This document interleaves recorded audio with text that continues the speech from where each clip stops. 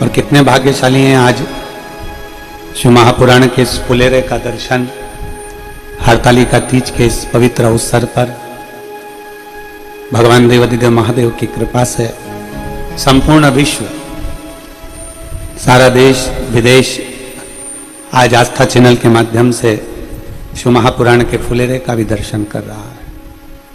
और तेरी कृपा बिना न हिले एक भी अणु, लेते हैं श्वास तेरी कृपा से तनु तनु।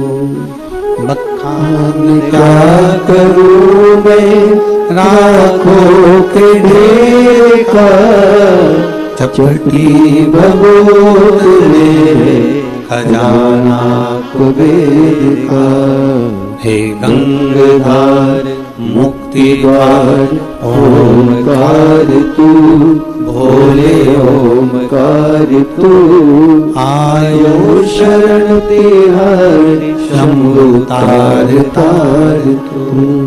उसकी कृपा होती है, उसकी करुणा होती है, उसकी उदारता होती है, तो आप और हम सभी भगवान शंकर की विरल भक्ति को प्राप्त करते हैं।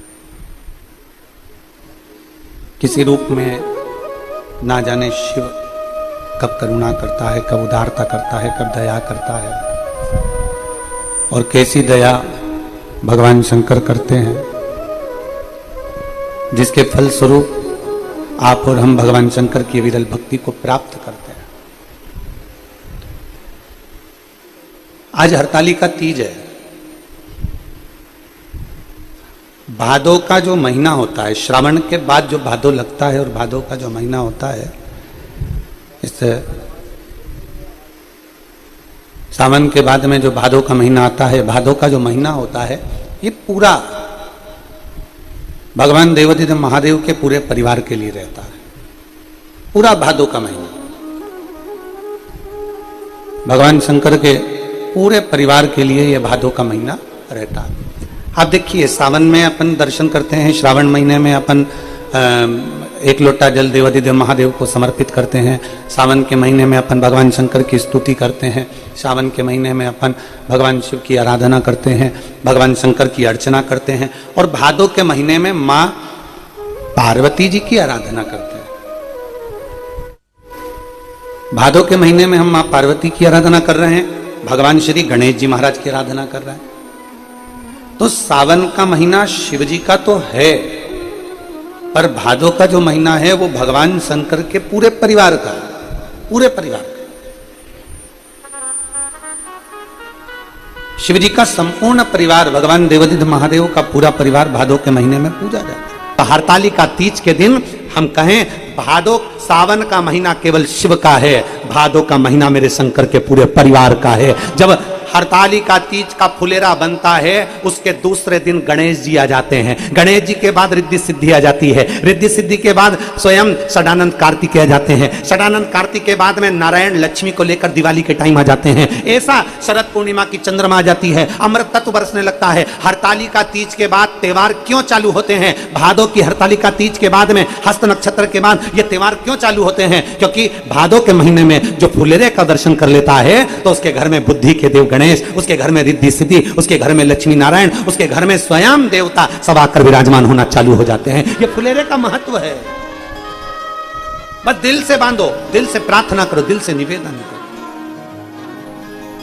सावन के महीने में केवल शिव जी की आराधना होती है, श्रावण के महीने में केवल शंकर जी की आराधना होती है, पर भादो के महीने में शंकर भगवान, पार्वती मैया, गणेश जी, षडानंद कार्तिकेय जी, अशोक सुंदरी, भगवान शंकर की पांचों बेटियां जया, विषहरा, शामली बारी, दौतली, देव, ये सब प्रसन्न होती है। ये फुलेरे में जो मालाएं लगती हैं, ये फुलेरे में जो फूल की मालाएं लटकाई जाती है, ये भगवान शंकर की बेटियों के भाव से, भगवान शंकर के एक परिवार की उन्नति के भाव से। फुलेरे का मतलब होता है कि खूब फलो फूलो, खूब फलो फूलो।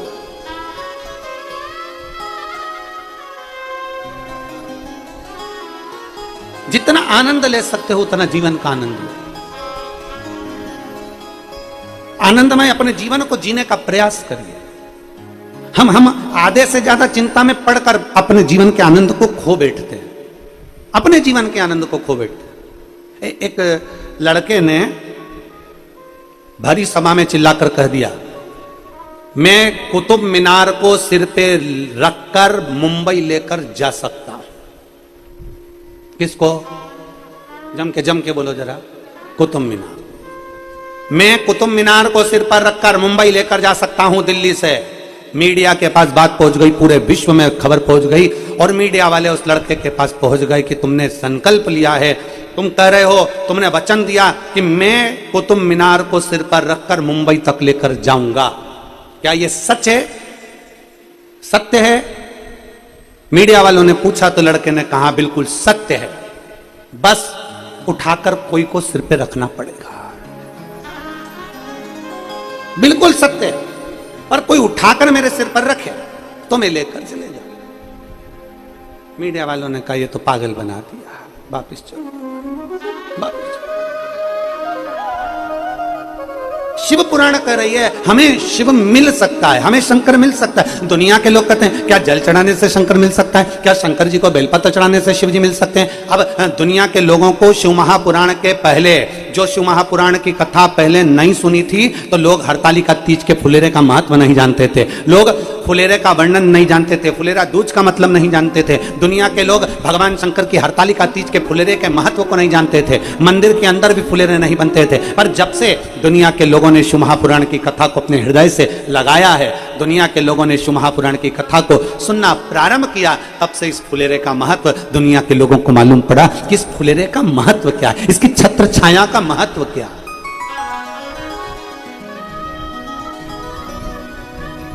एक छत्र छाया का महत्व क्या होता है? हरतालिका आई, देवऋषि नारद जी के कहने पर देवऋषि नारद जी ने माता पार्वती जी को जो बाल्यावस्था में ज्ञानोपदेश दिया है। आवाज की सेटिंग करो, खींच रहा। पार्वती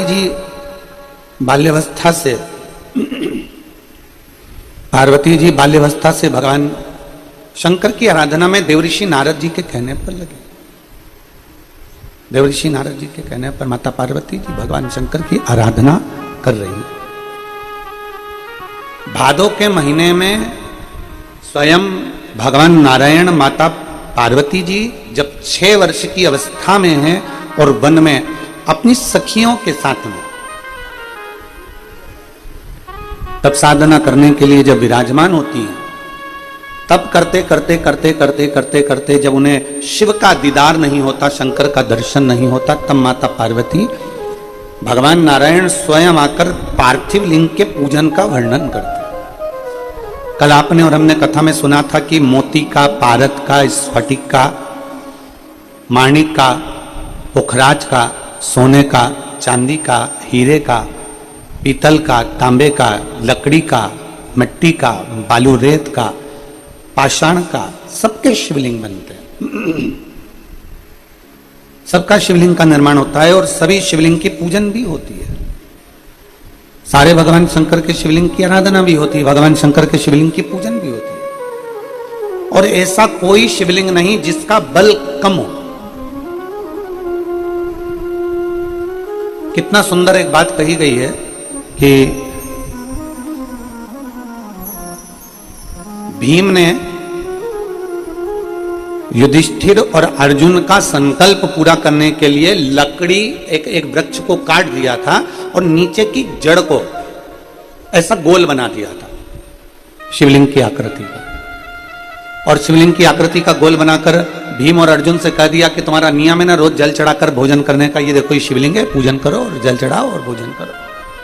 अब उन्होंने जल चढ़ाया और जल चढ़ाकर उन्होंने भोजन करा। जैसे ही भोजन करा तो भीम ठाका लगाकर हंसे। भीम ने कहा कि मैंने तुमको पागल बना दिया, मैंने तुमको बेवकूफ बना दिया। मैंने पेड़ को काट दिया, जड़ को मैंने शंकर की शिवलिंग की आकृति दे दी और मैंने शंकर की शिवलिंग की आकृति देकर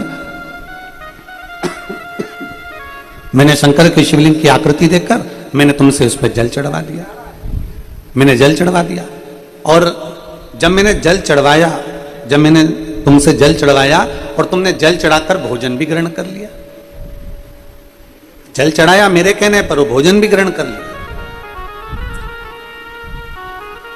अब कई माताएं ऐसी हैं, कई भाई ऐसे हैं, कई बहनें ऐसी हैं जो शिव महापुराण की कथा को सुन सुनकर मंदिर जाती हैं। कहीं कहीं मंदिर में पाषाण के शिवलिंग होता है, कहीं कहीं बालू रेत का बना होता है, कोई शिवलिंग भारत का होता है, कोई शिवलिंग स्फटिक का होता है, जो उनके मर्जी में हो। उनको नहीं मालूम, वो तो बस इतना जानती है कि हम भोले के और भोले हमारे।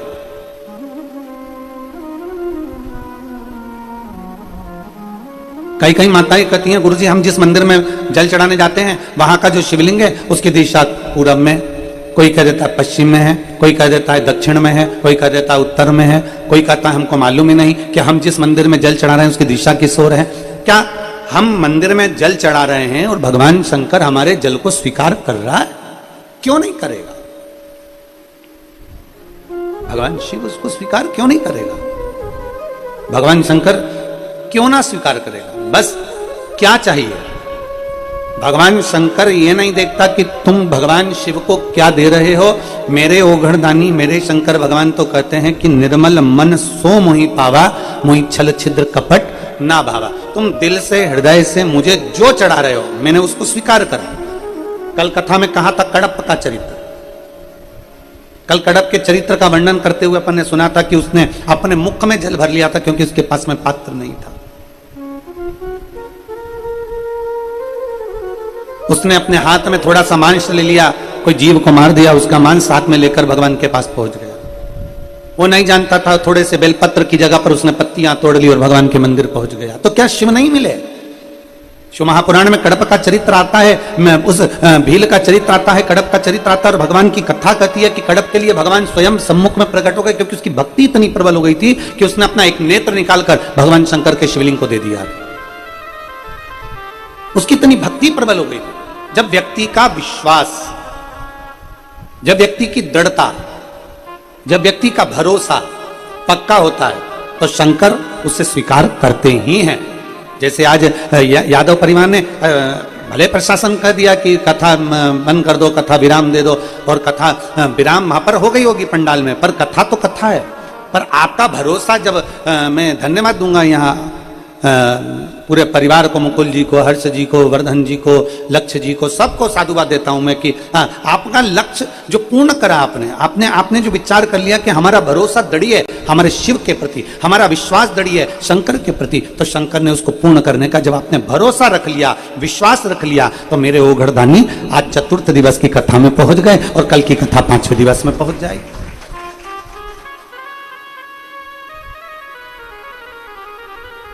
बस केवल भाव से आप उसको आमंत्रित करें। एक बीच में एक भजन आया था, लोगों ने बहुत गुनगुनाया, अपने अपने स्टेटस पे भी लगाया, अपने अपने मोबाइल पे भी लगाया कि मेरी कुटिया के भाग खुल जाएंगे जब घर में राम आएंगे। और कई कई जीजी ऐसी भी थी जो किसी मेहमान के आने से मुंह फुला लेती थी, किसी कब देवरानी का बच्चा उसके कमरे में चले जाए तो मुंह फुला लेती थी, जेठानी का बच्चा आ जाता तो मुंह फुला लेती थी, माता पिता बुजुर्ग घर में आ जाते तो मुंह फुला लेती थी। उसने भी स्टेटस लगाया था कि मेरी कुटिया के भाग खुल जाएंगे जब घर में राम आएंगे। माता पिता घर में आते हैं तो मुंह फूल जाता है और राम जी आएंगे तो कुटिया के भाग खुल जाएंगे। जरा विचार करिए, अपने भीतर का एक भाव प्रकट करिए कि हमारे घर का बुजुर्ग, हमारे घर की माँ, हमारे घर का पिता, हमारे घर के बच्चे अगर भूलवश कोई गंदगी कर भी दिए हैं, हमारे घर का कोई सामान, कोई हम जिस कक्ष में रुके हैं वहाँ टेडी बियर घर सा रखा हुआ है तो बच्चे लोगों का खिलौना रखा हुआ है, तो मान लो कोई दूसरा बच्चा उस कमरे में आ गया, उसने टेडी बियर उठाया यहाँ से वहां रख दिया, कोई खिलौना उठाया, कोई गुड़िया उठाई, कोई खिलौना उठा के यहाँ से वहां रख दिया, तो क्या अपन नाराज होंगे? नहीं, क्योंकि खिलौने होते काहे के लिए? बच्चों के खेलने के लिए। चाहे अपने बच्चे खेल रहे हो, चाहे देवरानी के, चाहे जेठानी के, चाहे परिवार वालों के, ननंद के, रिश्तेदारों के, किसी के भी बच्चे खेल रहे हैं, खेल तो खिलौने से रहे हैं। तो ये हमारे भीतर का एक भाव प्रकट करता है कि हम भजन तो लगा रहे हैं, हम स्टेटस भी लगा रहे हैं, हम इंस्टाग्राम पे भी डाल रहे हैं कि मेरी कुटिया के भाग खुल जाएंगे जब घर में राम आएंगे। और मालूम पड़ा घर में बूढ़े माँ बाप आ गए तो मुंह फूल गया, कोई बच्चे आ गए तो मुंह फूल गया, 4 रिश्तेदार ज्यादा आ गए तो मुंह फूल गया, जरा सी देर में गुस्सा आ गया, भनभना के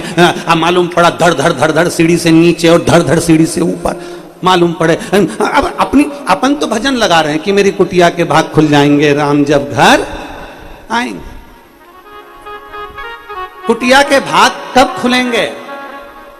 राम जी को हमने नहीं देखा, राम जी को हमने नहीं छुआ, राम जी को हमने स्पर्श नहीं किया, पर हमारे माँ बाप के रूप में, हमारे घर के बुजुर्ग के रूप में, माँ बाप के रूप में आज भी राम बसते हैं। हमारे घर के बुजुर्ग के रूप में आज भी राम दिखते हैं। तो हम ये कहें कि हमारी कुटिया के भाग खुल जाएंगे जब राम घर आएंगे।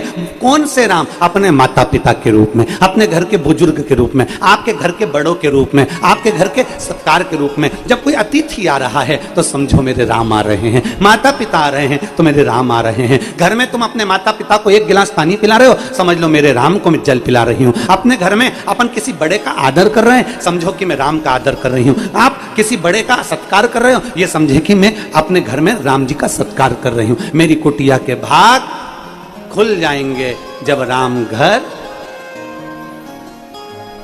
और एक लाइन और उसमें थी, क्यों रे सेलन, क्या थी? राम आएंगे तो अंगना बुहारूंगी। अब देखो कितनी सुंदर बात है, राम आएंगे तो अंगना सजाऊंगी। मालूम पड़ा कोई अपने घर के बुजुर्ग आ गए तो पहले से ही मोबाइल उठा के रखाऊंगी। कौन आ गए? देवरानी के बच्चे आ गए, कौन आ गए? जेठानी के बच्चे आ गए, कौन आ गए? घर में 4 मेहमान आ गए। क्या करना है? सबसे पहले सामान छुपा के रख दो।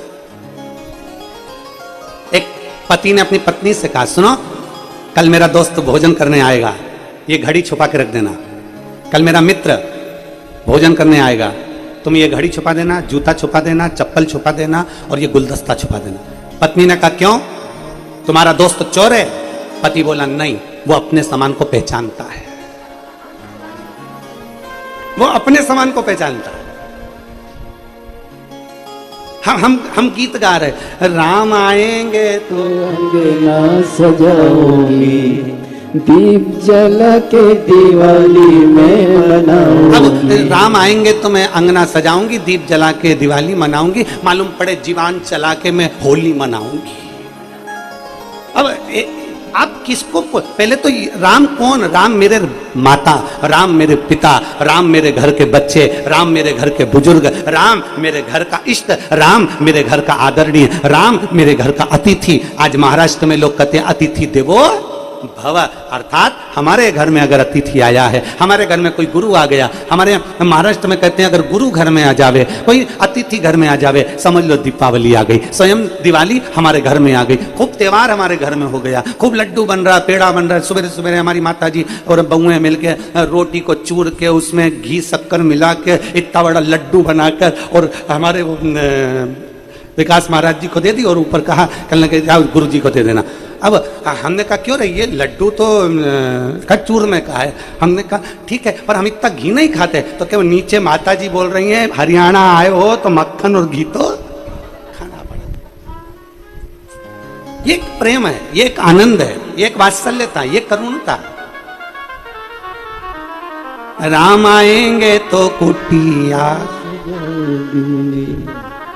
दीप जला के दिवाली में मनाऊंगी। भगवान अगर घर में बुजुर्ग माता पिता आ जाएं, घर में अगर कोई बच्चे आ जाएं, घर में 4 मेहमान आ जाएं, तो हम दीपावली के लिए दिए जलाएं चाहे ना जलाएं, पर इतना जरूर करना अपनी जिह्वा से आदर के वचन जरूर कहना, सत्कार के वचन जरूर कहना कि मेरे घर में मेरे परमात्मा आज प्रवेश करे हैं, मेरे घर में आज भगवान प्रवेश करे हैं। ये एक आनंद था, ये एक आनंद का विषय है। आज हमारे कथा के यजमान श्री मुकुल जी यादव जी का जन्मदिन भी है, उनको बहुत बहुत साधुवाद है। एक बार जोरदार ताली बजाकर उनकी साधुता। आओ मुकुल जी जरा इधर आओ, इधर आओ, आ जाओ, माला दीजिए,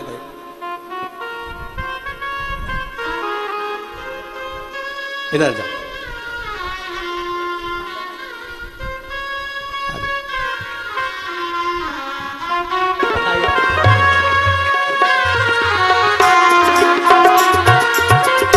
भगवान शिव की एक अविरल भक्ति, भगवान शंकर की एक अविरल भक्ति अपने जीवन का एक आनंद है। आप जितना भगवान की अलमस्तता में आप कहो हमारे घर में राम आए, राम मतलब हमारे घर में माता पिता आते रहें, आप आप कहो हमारे घर में राम आए, मतलब हमारे घर में छोटे छोटे बच्चे, चाहे देवरानी के हों, जेठानी के हों, ननन के हों, हमारे घर में छोटे बच्चों का आगमन होता रहे। हमारे घर में राम आए तो ये कहो कि हमारे घर में अतिथि आते रहें। हर भगवान हमारे घर में राम आए तो भगवान से प्रार्थना करो हमारे बेटी दामाद भी हमारे घर आते रहें। हमारे घर में राम आए तो कहो हमारे बुआ फूफा भी हमारे घर में आते रहें। इनके आने से हमारे घर की शोभा है। घर में मेहमान आ जाए और अपना मुंह फूल जाए और अपना स्टेटस लगा रहे राम आएंगे तो झुपड़िया सजाऊंगी, मालूम पड़े मुंह फूला के अपने कमरे में चली जाऊंगी, तो कहां मतलब था?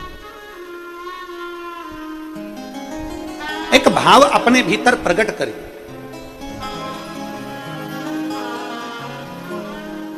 दुनिया में माता पिता से बड़ा कोई परमात्मा नहीं। शिव महापुराण की कथा कहती है, जीते जी हमने राम का स्पर्श नहीं करा, हमने राम को नहीं देखा, हमने राम को नहीं छुआ, पर अपने माता पिता के चरण अगर छू लेते हैं तो समझ लो कि मैंने राम को छू लिया है, मैंने राम का स्मरण कर लिया है। अगर मैंने चरण छू लिया, अपने माता पिता के चरणों का स्पर्श कर लिया।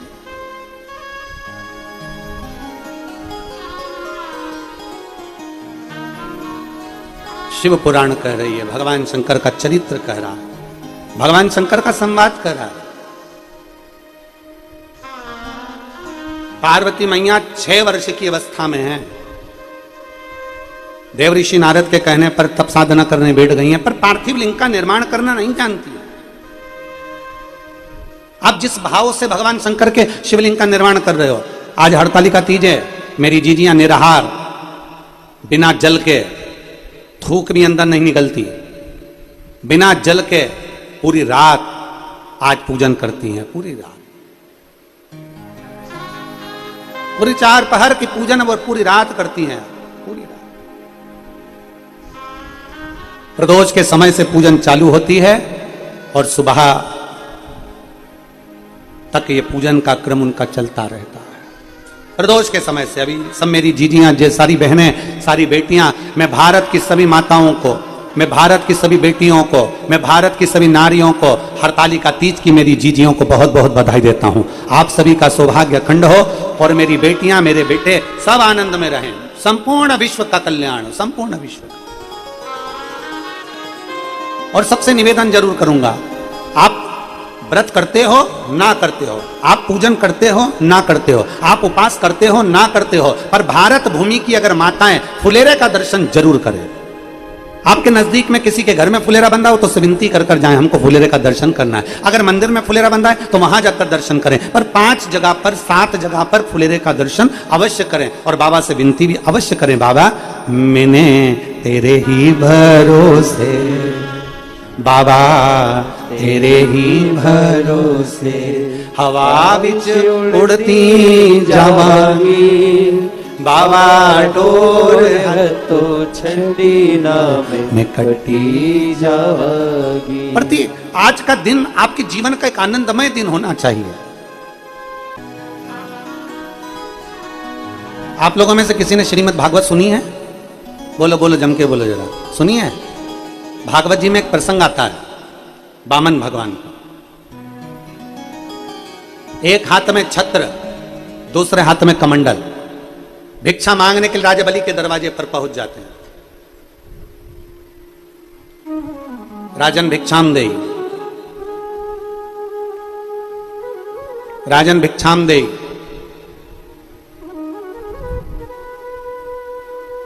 राजा बलि को सूचना मिल जाती है, भिक्षा देने के लिए आते हैं। गुरु शुक्राचार्य जी उन्हें मना कर देते हैं, मत, फिर भी वो भिक्षा दे ही देते।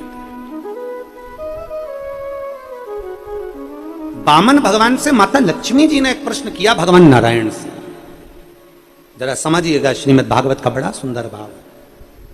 माता लक्ष्मी जी ने वामन भगवान से, भगवान नारायण से एक प्रश्न किया कि आप भिक्षा मांगने के लिए जा रहे हो, कमंडल लेकर जा रहे हो, यहां तक तो ठीक है, पर ये छत्र भिक्षा मांगने के लिए छत्र की क्या जरूरत है? इस छत्र की क्या जरूरत पड़ गई जो भिक्षा मांगने के लिए आप छाता लेकर जा रहे हो? अगर कोई ब्राह्मण किसी के दरवाजे से कुछ लेने के लिए जाए और बड़ा ठाट बाट में छत्र लगाकर सोने का चवन डोलाते हुए, सोने चांदी की खड़ाऊओं को धारण करते हुए, चंदन खड़ाऊ पहनकर, खूब सुंदर परिधान, खूब सुंदर वस्त्र आभूषण पहनकर अगर किसी यजमान के यहाँ जाए और यजमान के यहाँ जाकर कहे भिक्षाम देहि, तो यजमान भी अंदर से कहेंगे बताओ इतना ठाट में तो आया है, इतना ठाट में आया है, इतनी महंगी महंगी गाड़ी से उतर रहा है, इतना महंगा महंगा ठाट है, इतना बड़ा मोबाइल कटे हुए सेव फल का, एप्पल का चला रहा है, और मालूम पड़े तो भी भिक्षा मांगने के लिए आ रहा है। अब उसके भीतर एक भाव प्रकट कि ये कैसा, तो लक्ष्मी जी ने भगवान नारायण से कहा कि आप भिक्षा मांगने के लिए जा रहे हो, आप भिक्षा लेने के लिए जा रहे हो राजा बलि के दरवाजे पर, एक हाथ में तुम्हारे कमंडल चलेगा, दूसरा बाजू में चटाई रखी है वो भी चलेगा कि आसन पे बैठना है, पर ये छत्र लेकर जाने की क्या जरूरत है। भगवान नारायण मुस्कुरा दिए और भगवान विष्णु ने मुस्कुरा कर कहा लक्ष्मी ये छत्र मैं अपने लिए लेकर नहीं जा रहा हूं, ये छत्र मैं अपने लिए लेकर नहीं जा रहा हूं। तो छत्र किसके लिए लेकर जा रहे हो, छत्र किसके लिए लेकर जा रहे हो। भगवान नारायण ने वामन अवतार में माता लक्ष्मी से कहा, वामन पुराण कहती है, भगवान विष्णु की पुराण कहती है, सुंदर वामन भगवान का चरित्र श्रीमद् भागवत कहती है, भगवान कहते हैं ये छत्र मैं अपने लिए लेकर नहीं जा रहा हूं लक्ष्मी, जब राजा बलि के पास में देने के लिए कुछ नहीं होगा, सब कुछ दे देगा, 3 पग में मैं सब कुछ नाप लूंगा, और राजा बलि के पास जब कुछ भी नहीं रहेगा तब वो अपना शीश मेरे चरणों में रख देगा, जब चरणों में रखेगा तो मेरे छत्र की छाया उस राजा बलि पर पड़ जाएगी, और जो मेरी छत्र छाया में आ जाता है उसे वापस पुनः वही की वही प्राप्त हो जाता है, मेरी छत्र छाया में।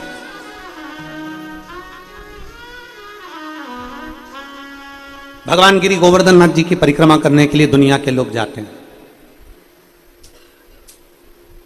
मेरे कांतानाथ जी की परिक्रमा करने के लिए लोग चित्रकूट जाते हैं, कामदगिरी बाबा की।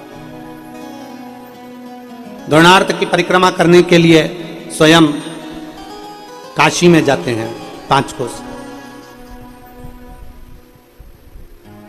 भगवान जब हम परिक्रमा करने के लिए जाते हैं तो हमारे मन में यह भाव आता है कि गिरिराज जी की परिक्रमा क्यों, गोवर्धन नाथ जी की परिक्रमा क्यों, पूरा भारत का व्यक्ति गिरिराज बाबा की परिक्रमा करने के लिए जाता है, क्यों, तो क्योंकि वो भगवान कृष्ण ने अपनी उंगली पर धारण करा, छत्र बनाकर धारण करा, और सारे ब्रजवासियों से, सारे जीवों से कह दिया कि तुम इसकी छाया में आ जाओ, जब तुम इसकी छाया में आ जाओगे तो मेरी छत्र छाया में आ जाओगे, और मेरी छत्र छाया में आ गए तो तुम्हें सब कुछ प्राप्त हो जाएगा। हम क्यों कहते हैं कि शिवालय जाइए, फुलेरे का दर्शन करिए, 1 लोटा जल चढ़ाइए, भगवान शंकर का गुणगान करिए, शिवालय जाओ। हम क्यों कहते हैं मंदिर अपने क्या घर में नहीं है, क्या घर में शंकर नहीं है, क्या घर में शिवलिंग नहीं है, पर फिर भी हम कहते हैं कि मंदिर जरूर जाओ।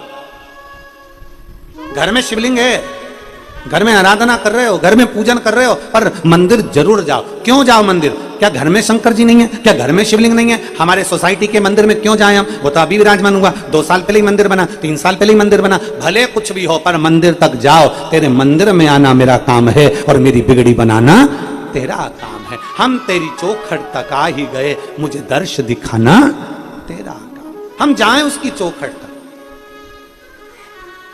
हम पहुंचे उसके दरवाजे तक।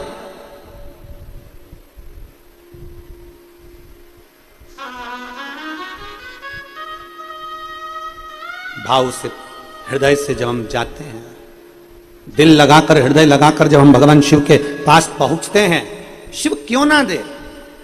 छत्र की छाया भगवान विष्णु कह रहे हैं लक्ष्मी जी ये छत्र मैं इसलिए लेकर चल रहा हूं, मेरे लिए नहीं, मैं राजा बलि के लिए लेकर जा रहा हूं। जब वो प्रणाम करेगा, मेरे छत्र की छाया में आ जाएगा, तो जितना उसने मुझे दिया है उतना उसे वापिस मिल जाएगा। और शास्त्र कहता है राजा बलि ने जो दिया था उससे ज्यादा सुतल लोक का निवासी राजा बनाकर भगवान विष्णु ने उसको विराजमान कर दिया। जो दिया उससे ज्यादा दे दिया। छत्र की छाया, फुलेरे का मतलब क्या है, हरतालिका तीज पे मेरी बहनें, हरतालिका तीज पर मेरी जीजियां, और हम तो निवेदन करेंगे कि एक बार दिल से केवल दिखावे से नहीं, किसी और वाले महाराज ने कह दिया तो चलो अपन करके तो देखे, प्रैक्टिकल करने में क्या जाता, कर लो प्रैक्टिकल, तुम तो सियोर वाले महाराज की वचन का भी प्रैक्टिकल करो, और करते रहना चाहिए। प्रैक्टिकल में कभी पीछे नहीं हटना चाहिए। एक महाराज जी प्रवचन दे रहे थे,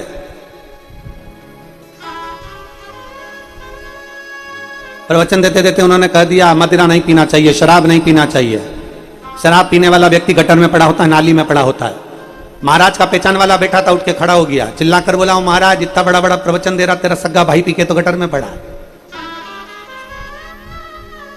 तो इतना बड़ा बड़ा प्रवचन दे रहा है, तेरा सग्गा भाई पी के नाली में पड़ा है, तो हमको ज्ञान दे रहा है, अपने भाई को क्यों नहीं देता? महाराज जी को क्रोध नहीं आया, मुस्कुरा कर बोले, भैया देखो मैं भी प्रवचन दे रहा हूं, मेरा भाई भी प्रवचन दे रहा है, मैं मुंह से समझा रहा हूं, मेरा भाई प्रैक्टिकल करके दिखा रहा है। अब मर्जी तुम्हारी है कि तुम समझोगे कैसे, मन तुम्हारा है, तुम उसको धारण करोगे कैसे, तुम अपनी चित्तवृत्ति में कैसे उतारोगे, ये तुम्हारे ऊपर। कई लोग कहते हैं हम एक बार करके तो देखें, आखिर सियोर वाला महाराज बोला है तो करके तो देखे। हम कहे कैसे भी जाओ, तुम जाओ तो सही, जब उसकी छत्र छाया में उसके फुलेरे का दर्शन करने के लिए जाओगे, उसके पुष्प का दर्शन करने के लिए जाओगे तो... अरे कोई जाए जो काशी में मेरा पैगाम ले जाना, कोई जाए जो काशी में मेरा पैगाम ले जाना। ये कहना डमरू वाले से तुम्हारी साथ, ये कहना डमरू वाले से तुम्हारी आती है। मैं खुद तो आ नहीं सकता, मेरा प्रणाम ले जाना। कोई जाए जो काशी में मेरा पैगाम ले जाना। ये कहना काशी वाले से, ये कहना सीहोर वाले से तुम्हारी याद आती है। ये कहना काशी वाले से तुम्हारी याद आती है। देखो लगन हो। आज हमको कोई ने एक वीडियो भेजा था आशीष के मोबाइल पर, एक बूढ़ी माता जी का। आप लोगों ने देखा है कि नहीं देखा वो हमको नहीं। हरियाणा की पंडाल में पहुंची थी कथा सुनने के लिए, और पंडाल में हम नहीं पहुंचे। और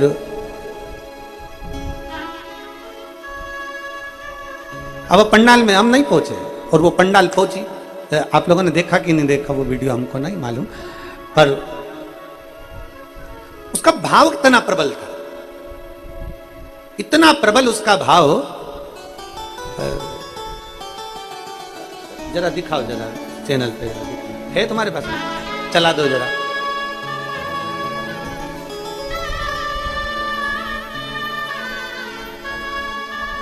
हरियाणा की है, यहीं गुरुग्राम की है, और बेचारी वो गुरुग्राम के पास में से कहीं से आई, और उसका भाव देखिए, उसकी भाव की शुद्धता देखिए, उसके भाव की निर्मलता देखिए। जरा विचार करिए उसके भाव का। और इतना ना जाने काय पे खड़ी है वो, पाइप माइप पर, वो डंडे पर चिल्ला चिल्ला के चिल्ला। किसी ने भेजा आशीष को, आशीष ने हमको दिखाया भाव। अरे कोई जाए जो काशी में मेरा पैगाम ले जाना। कोई जाए जो काशी में मेरा पैगाम ले जाना।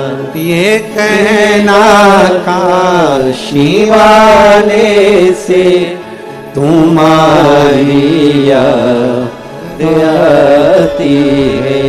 ये कहना सीहोर वाले से तुम्हारी याद आती है।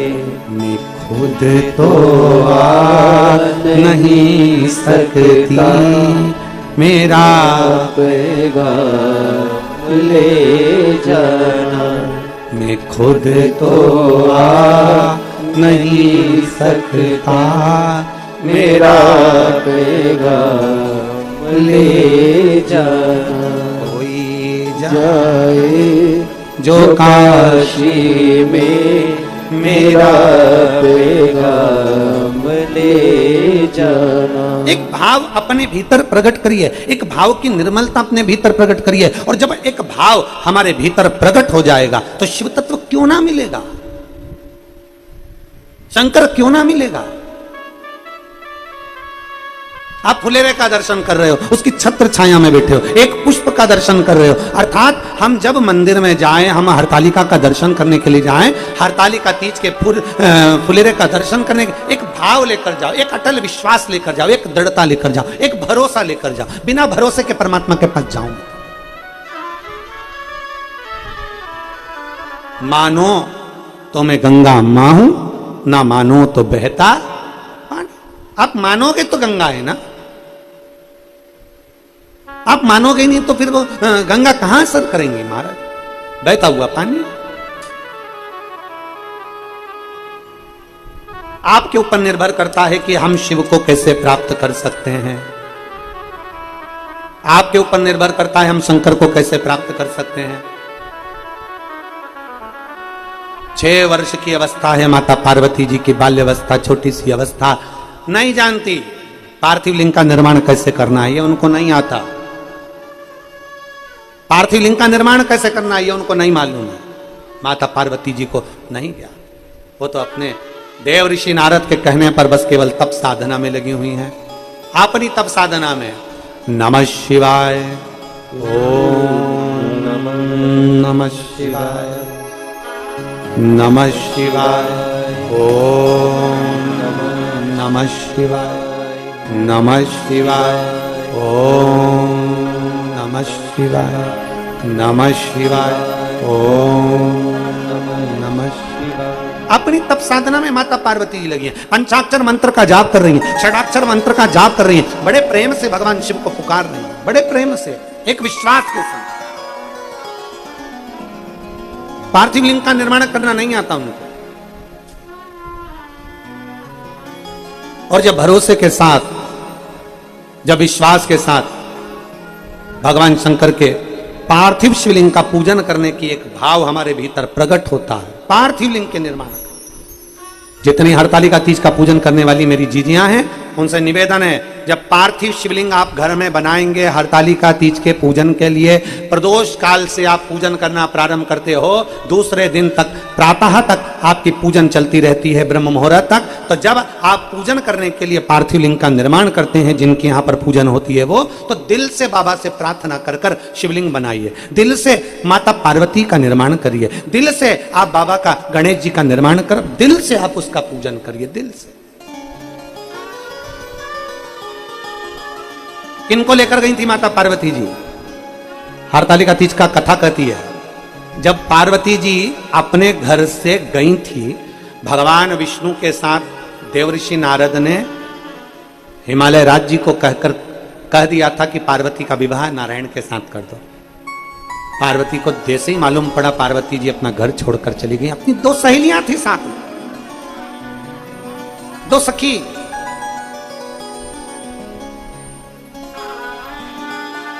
अपनी सहेलियों के साथ जा रही हैं माता पार्वती, अपनी सहेलियों के साथ। और माता पार्वती जी अपनी सहेलियों के साथ में जब गई, माता पार्वती जी एक वन में, एक गुफा में प्रवेश कर गई। गुफा में प्रवेश कर वन में बैठकर माता पार्वती, 2 सखियां, और बहुत ध्यान लगाना महाराज, 2 सखी कौन सी है?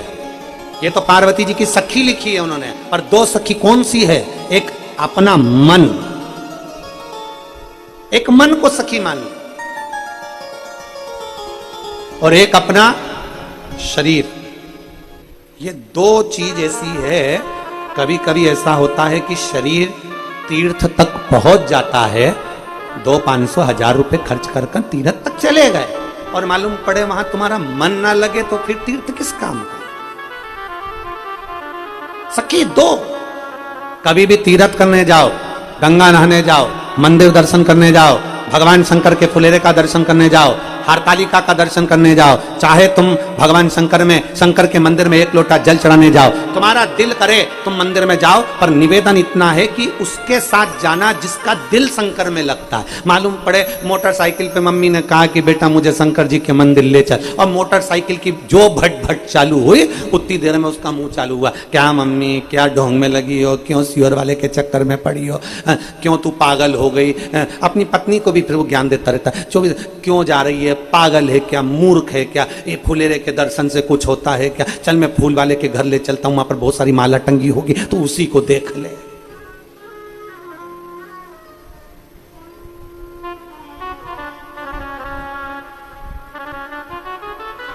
एक जो जिनकी आदत होती है ना कुछ कहने की, होता है। एक पति पत्नी बैठे हुए थे,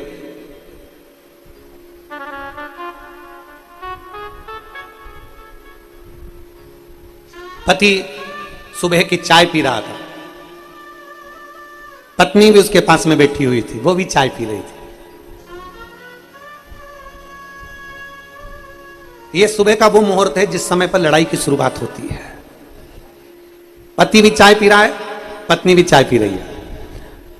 अब पति जो है वो बड़ा तर्क करने वाला था, पर पत्नी तर्क करने वाली नहीं थी। पत्नी तो बिल्कुल भगवान की भक्ति करने वाली थी, वो हर चीज में अच्छा देखती थी और पति हर चीज में बुरा देखता था।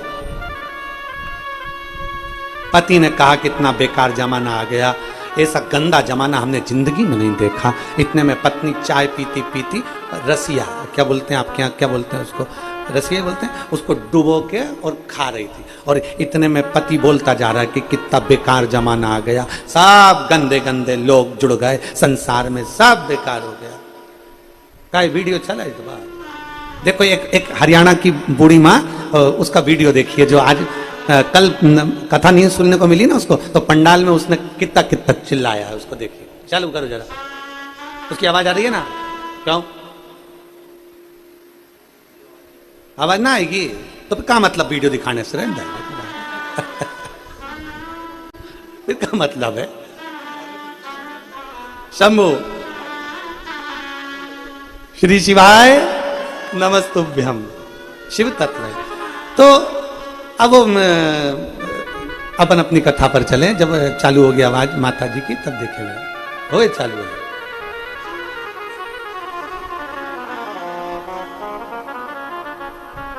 अब पत्नी वो रसिया डुबा डुबा के उसको खा रही थी, है? और पत्नी रसिया डुबा डुबा कर उसको खा रही। अब पति बोला कि सब बेकार जमाना है, सब बेकार, सब बेकार, सारा बेकार जमाना। बहुत पति फिर चिल्लाकर बोला बड़ा बेकार जमाना आ गया, बड़ा बेकार जमाना आ गया। पत्नी बोली काय का बेकार, इतना जोरदार जमाना है, आज के जमाने जैसा तो कुछ भी नहीं है, कुछ भी नहीं। पहले परिवार इतना बड़ा रहता था, अब छोटा हो गया। पहले के समय में कितना परेशानियां होती थी, घर में पानी टपकता रहता था, अब सब अच्छा हो गया। पहले जाने आने के साधन नहीं थे, अब सारे साधन हो गए। पत्नी सब में अच्छा देख रही, पॉजिटिव, और पति हर एक में नेगेटिव। इतने में पति को आ गया, अब जब बोली और वो डोला, ये बोली और वो डोला। अब पति को आ गया गुस्सा। अब पति तर्क करने वाला, कहले क्या बेकार हो गया, आज के जमाने में जिसका भला करो वही जूता मार कर जाता, आज के जमाने में जिसका अच्छा करो वही गलत करके जाता। पत्नी ने कहा ऐसा नहीं होता, सब अच्छा होता है, अपने भाग्य से होता है। इतने में पति ने कहा देख, अब पति ब्रेड पे मक्खन लगा रहा था खाने के लिए। अब मक्खन लगाते लगाते लगाते पत्नी से बोला देख, जितना अच्छा करो ना आज के जमाने में उतना बुरा होता। देख मैंने इस ब्रेड में मक्खन लगाया है ना, अगर ये ब्रेड नीचे गिरी ना तो मक्खन के बल पे गिरे। मतलब अपन तो अच्छा कर रहा है, मक्खन लगाया, उसके बाद ब्रेड गिरेगी तो मक्खन के बल पे गिरेगी। इतने में पत्नी ने बोला नहीं नहीं, ऐसा नहीं होता कि मक्खन के बल पे गिरेगी। मेरा मन कहता है कि ये मक्खन ऊपर रहेगा, ब्रेड नीचे रहेगी। मां, जितना हक पुरुष का परमात्मा पर है, उतना हक माता का स्त्री का भी परमात्मा पर है। मां पुरुष को तो बाहर वन तीर्थ में जाकर भगवान का भजन करना पड़ता है, तब भगवान मिलता है। पर स्त्री घर में रोटी बनाते बनाते भगवान को प्राप्त कर सकती है, ये स्त्री में गुण होता है। नारी का सबसे बड़ा फल यही है कि उसको कहीं जाना नहीं पड़ता। कोई तुमसे कह दे कि तुम सन्यासन बन जाओ, मत बनो, कह देना सियोर वाला महाराज मना करा है। तो कोई तुमसे कहे कि तुम तपस्विनी बन जाओ, तुम संत बन जाओ, मना कर देना सियोर वाले महाराज ने मना करा है। हमें भगवान ने स्त्री बनाकर भेजा है। मीरा घर में रहकर जहर का प्याला पीकर भी गिरधर को प्राप्त कर सकती है। कर्मा अपने खिचड़ी बनाकर भी भगवान को खिला सकती है। स्वयं रामकृष्ण परमहंस जी की धर्मपत्नी मां शारदा भगवान मां जगत जननी को प्रकट कर सकती है।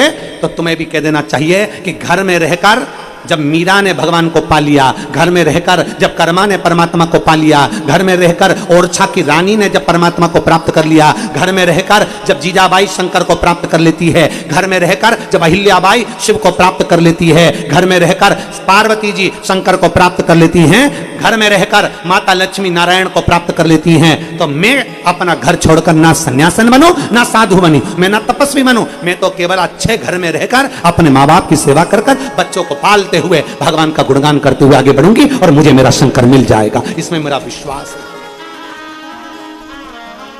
कोई तुमसे कह दे तुम संत बन जाओ, साधु बन जाओ, सन्यास, ना ना ना ना, हमें नहीं बनना, कुछ नहीं बनना। अपने को तो शंकर के भक्त बनना। श्री शिवाय नमस्तुभ्यम। अपने को कहीं नहीं जाना, अपने को कहीं नहीं पहुंचना, केवल शंकर के मंदिर में जाना है, एक लोटा जल चढ़ाना है। और वो मंदिर भी कहीं दूर नहीं, अपने घर के पास में जो मंदिर हो वहां चले जाओ।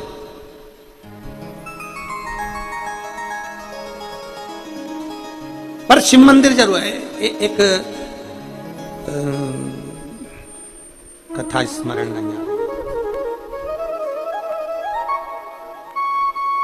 अलवर राजस्थान में कथा थी।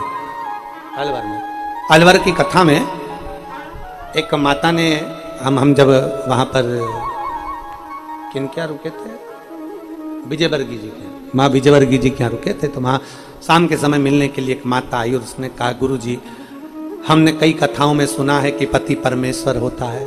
हमने कहा बिल्कुल सही है। शिव जी के मंदिर अगर जल चढ़ाने नहीं जाओ, उन्हीं पे चढ़ा दे तो। मैंने कहा फिर परमेश्वर तांडव रचा दे तो। अब तुम बात ऐसी करो कि हम मंदिर ना जाए और परमेश्वर के ऊपर जाए, तो वो तांडव रचा दे तो। पति परमेश्वर है। शिव महापुराण की कथा तो यहां तक कहती है, बहुत बहुत सावधानी से सुनना। दुनिया के लोगों को थोड़ा सा काली मिर्ची लग सकती है, लग जाए तो उससे कोई फर्क नहीं पड़ता। शिव महापुराण की कथा यह भी कहती है, अपने पति के चरण छुओ, अपने घर के बुजुर्गों के चरण छुओ, उसके सिवाय कोई अच्छे से अच्छा महात्मा संत भी आ जाए तो उसके चरण ना छुओ। केवल पति और घर के बुजुर्ग दूर से प्रणाम करो। और आप सब तो हमारी जीजियां हो, हमारी बहनें हो, इसलिए हम हमेशा आप लोगों से कहते हैं कि मेरी बहन मेरे चरण कभी मत छूना, दूर से प्रणाम करो। भाई हम तुम्हारे, बल्कि हम तुम्हारे चरण छुए। प्रयास करो कि अपने पति के चरण छुओ और अपने घर के बुजुर्ग के चरण छुओ, बाकी के किसी के नहीं, किसी के नहीं। और फिर शिव महापुराण की कथा कहती है, भगवान शंकर का चरित्र कहता है, चरण किसके छूना। और अगर मन कर भी जाए आपका कि मुझे चरण छूना ही है, तो शिव महापुराण कथा कहती है फिर जिसका आचरण अच्छा हो उसके चरण छू लो। फिर अगर चरण छूना ही है और तुम्हारे लगे कि नहीं मुझे छूना ही है, तो किसी का आचरण अच्छा हो तो चरण छू लो, फिर मना नहीं। फिर वो कोई भी हो, वो किसी जाति का हो, किसी बिरादरी का हो, किसी भी धर्म का हो, फिर वो चरण छू सकते हो। आचरण अच्छा होना चाहिए। वो किसी, मान लो वो कहे कि नहीं साहब हम हमारे भगवत भजन में लगे रहते हैं, हम हमारे स्मरण में लगे रहते हैं, हमारी, उसका आचरण अच्छा है, वो सब परमार्थ का कार्य कर रहा है, कोई बेकार काम नहीं कर रहा, सबके हित की बात करे, सबको नमन करे, सबको प्रणाम करे, सब हित की बात करे, सर्वे भवन्तु सुखिनः। तो आप किसी का आचरण अच्छा है तो चरण छू सकते हो, नहीं तो अपना पति परमेश्वर। तो वो छोटी वाली जीजी की एक फिल्म आई थी ना, भला है बुरा है जैसा भी है, मेरा पति तो मेरा, बस चरण छुओ पति के, चरण छुओ घर के माता पिता के, चरण छुओ घर के बुजुर्ग के, किसी के क्या भगवान मंदिर में मिलेगा? मीरा को घर में मिल सकता है, कनमा बाई को घर में मिल सकता है, यशोदा जी को घर में मिल सकते हैं, अयोध्या नरेश स्वयं अवध में माता कौशल्या के घर में अगर राम आ सकते हैं तो यह विश्वास मानकर चलना। स्त्री को, नारी को भगवान ने ऐसी कृपा कर रखी है, मेरे शंकर ओघड़दानी ने स्त्री और नारी पर ऐसी करुणा कर रखी है कि इनको वन जाने की जरूरत नहीं, इनको जंगल जंगल डोलने की जरूरत नहीं, इनको घर में रहकर अपने बुजुर्ग माता पिता की सेवा करना है, इनको घर में रहकर अपने बच्चों का भरण पोषण करना है, इनको घर में रहकर अपने परिवार को संभालना है और परिवार को संभालते संभालते भगवान की भक्ति करना है।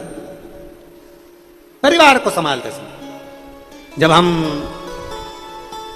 यादव जी के यहाँ आए थे पहले दिन 2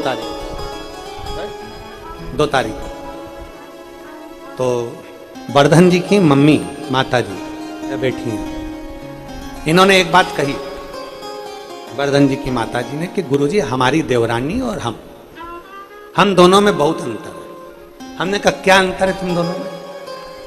तो वर्धन की ये माता जी बोली, उनकी देवरानी में बैठी है यहाँ, तो वर्धन की माता जी बोली देखो गुरुजी हमारी देवरानी घर में रहती है, वो कहीं नहीं जाती, घर में रहकर ही कथा सुनती रहती है, टीवी का वॉल्यूम तेज कर देती है और घर में रहकर ही भगवान की भक्ति कर लेती है। हमारी देवरानी ने जाने का हक हमको दे रखा है, हमसे बोलती है जीजी तुम चले जाओ मैं संभाल लूंगी, जीजी तुम जाओ मैं संभाल लूंगी, जीजी तुम होके आ जाओ मैं संभाल लूंगी।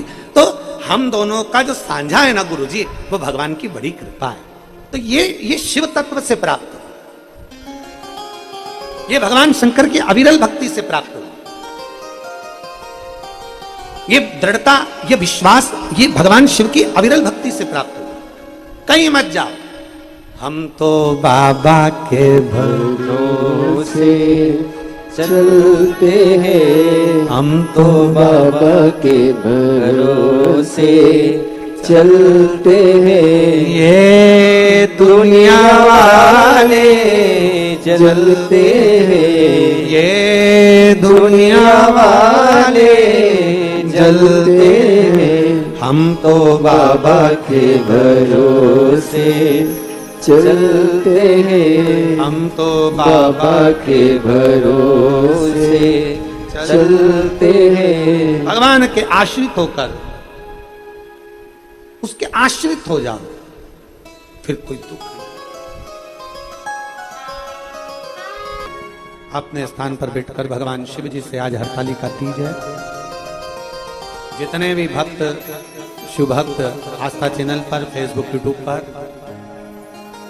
लाइव इस कथा को श्रवण कर रहे हैं हरतालिका तीज के दिन, और जितने शिव भक्त इस पवित्र प्रांगण में ऑनलाइन कथा को श्रवण कर रहे हैं, दिल से बाबा देवाधिदेव महादेव से अपने मन की बात भाव के साथ हृदय से प्रार्थना करें। सभी लोग बड़े भाव से बाबा से कहें, जहां जगह मिले वहां बैठकर बड़े भाव से बाबा से निवेदन। आज हरतालिका तीज के दिन फुलेरे का दर्शन करते हुए बाबा को अपने मन की बात बड़े भाव के साथ दिल से। आज मेरी जीजियों का व्रत भी है, बाबा से भाव से कहिए।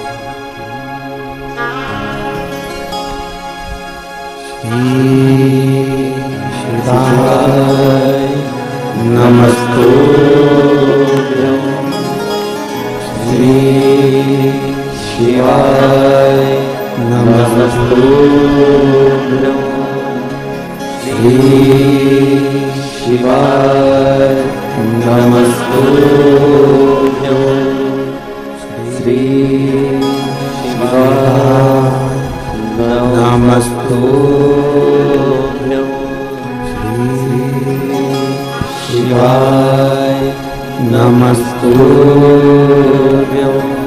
श्री शिवाय नमस्तुभ्यं, श्री शिवाय नमस्तुभ्यं। भोला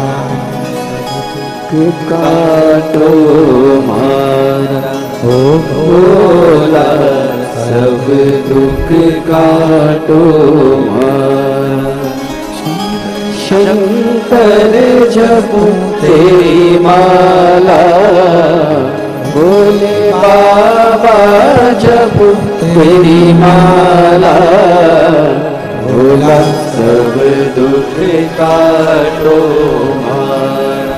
ओ भोला सब दुख काटो मारा।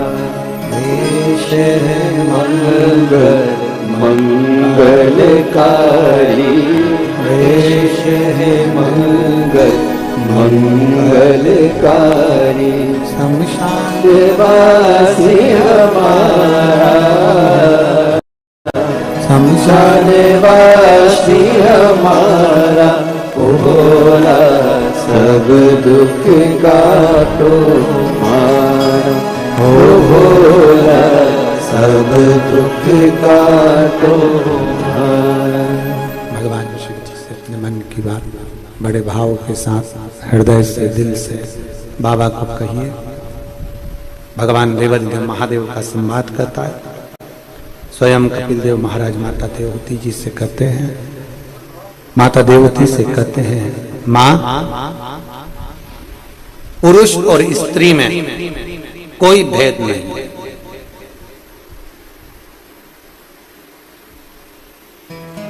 पुरुष भगवान को प्राप्त करने के लिए वन में जाता है,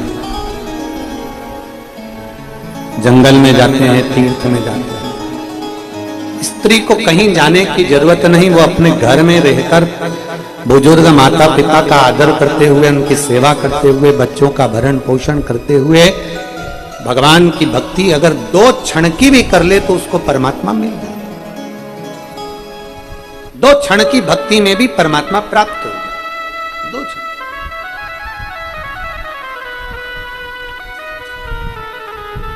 जितना समय हम परमात्मा को दें उतना समय हम अच्छाई देखने में। देखिए, परमात्मा को प्राप्त करने का सबसे बड़ा बिंदु है शांति मन की, हृदय की। अगर हृदय शांत नहीं है, मन शांत नहीं है, तो आप जीवन में कितना भी कुछ कर लो, कुछ आनंद की अनुभूति नहीं होगी। भीतर की शांति को लेकर आना है। आवाज खींचना पड़ रहा है। भीतर की शांति को लेकर आओ, अपने भीतर एक आत्मविश्वास प्रबल करिए।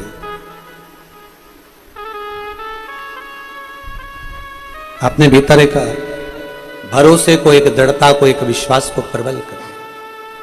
और जब अपने भीतर एक भरोसा, एक विश्वास, एक दृढ़ता प्रकट करेंगे तो उसका एक आनंद अपने आप प्रकट हो जाएगा।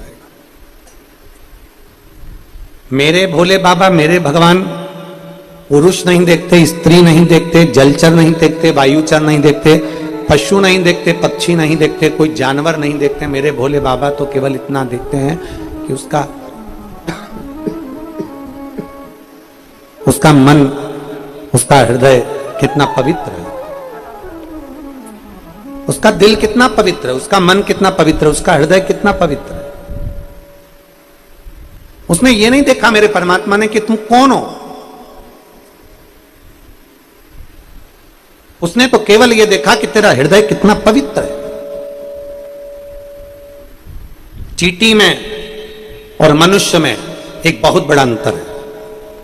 चींटी रेत पर में भी, मिट्टी में भी, रेत में, धूल में, कंकर में शक्कर डाल दीजिए, चींटी कंकर नहीं उठाएगी, चींटी मिट्टी नहीं उठाएगी, चींटी बालू रेत नहीं उठाएगी, चींटी केवल शक्कर का कण ही उठाएगी, मिठास उठाएगी। चींटी केवल मिठास उठाती है, चींटी केवल मिठास उठाने का कार्य करती है। अच्छा उठाया उसने कभी भी मिट्टी नहीं उठाई, उसने कभी कंकर नहीं उठाया। उसने मिट्टी हो, कंकर हो, लकड़ी हो, फालतू चीजें चींटी नहीं उठाती। उसको शक्कर दिख गई, शक्कर उठा ली उसने। मनुष्य में ये एक अवगुण है।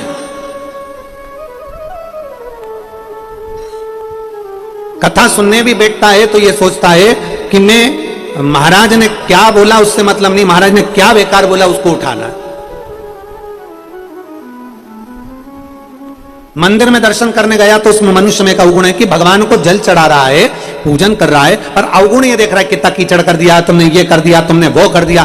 कई लोग मंदिर में, कई लोग ऐसे बैठे रहते हैं जो दिन भर लोगों को टॉर्चर करते रहते हैं। तुमने ऐसा कर दिया, तुमने वैसा कर दिया, तुमने ये क्या कर दिया, तुमने ये क्या चढ़ा दिया, तुमने वो क्या कर दिया। अरे कभी अच्छा भी देख ले कि कितनी दूर से चलकर कम से कम सनातन धर्म के भाव से मंदिर तो आ रहे हैं, कम से कम लोग मंदिर तक तो पहुंच रहे हैं। तुम दिन भर भगवान के पास बैठने के बाद भी तुम्हारा चित्त गंदगी छाटने में लगा। तूने ये गंदा कर दिया, तूने ऐसा चढ़ा दिया, तूने वैसा चढ़ा दिया, तुमने ये कर दिया, तुमने वो कर दिया। नहीं, भगवान के जितने करीब में रहो उतना अच्छा देखने का प्रयास करो।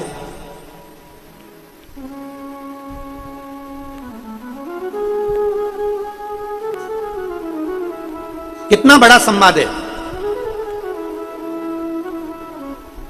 एक व्यक्ति बाबा महाकाल का दर्शन करने जाता था, रोज प्रतिदिन जाता था, और खोटा सिक्का महाकाल के मंदिर में चढ़ा कर जाता था। खोटा सिक्का जो नहीं चलता वो चढ़ा के जाता।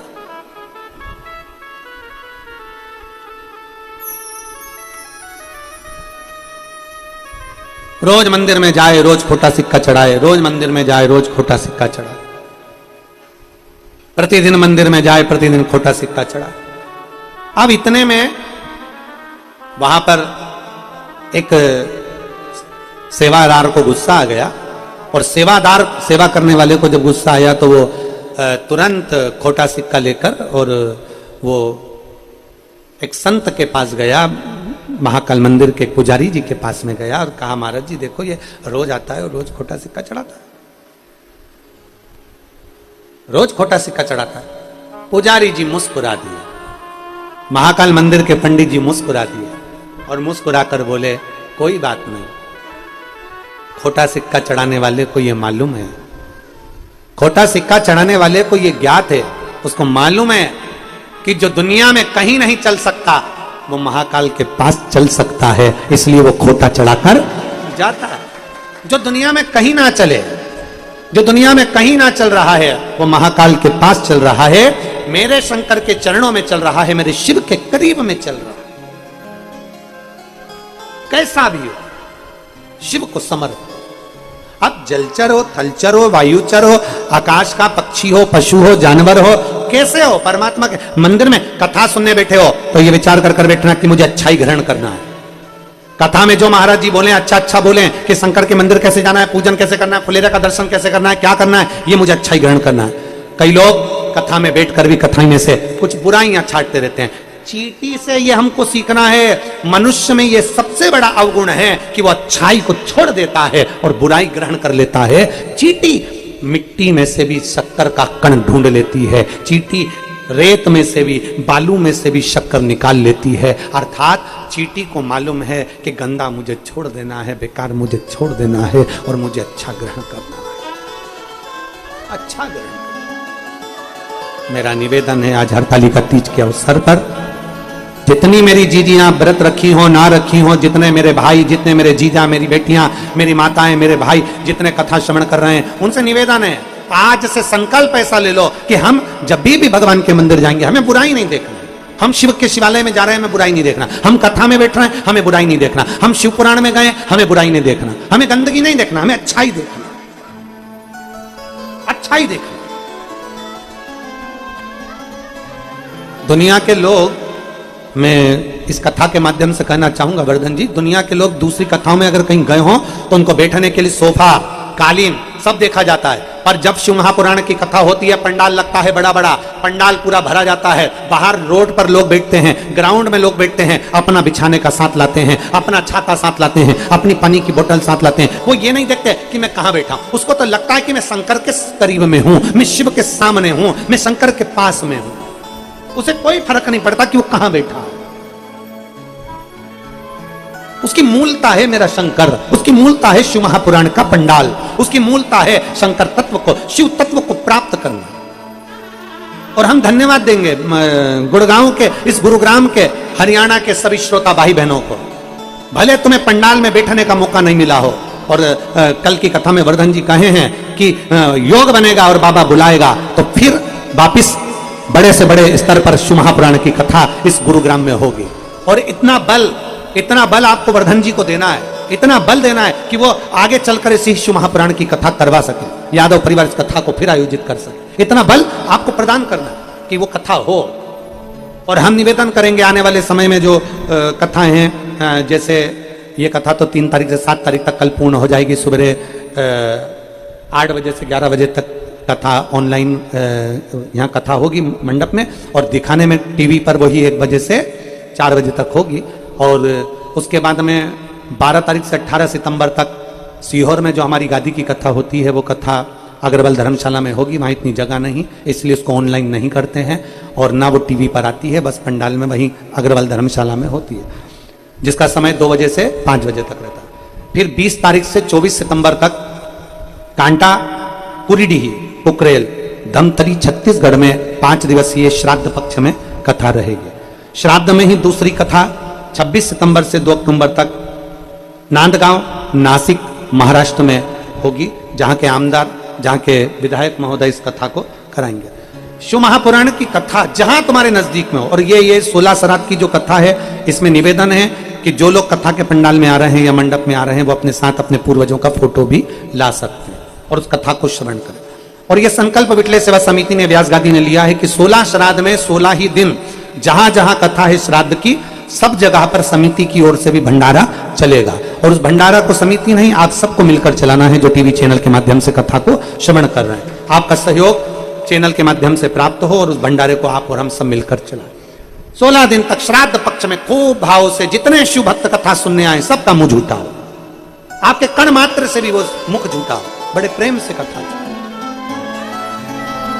भगवान देवादिदेव महादेव का पवित्र चरित्र।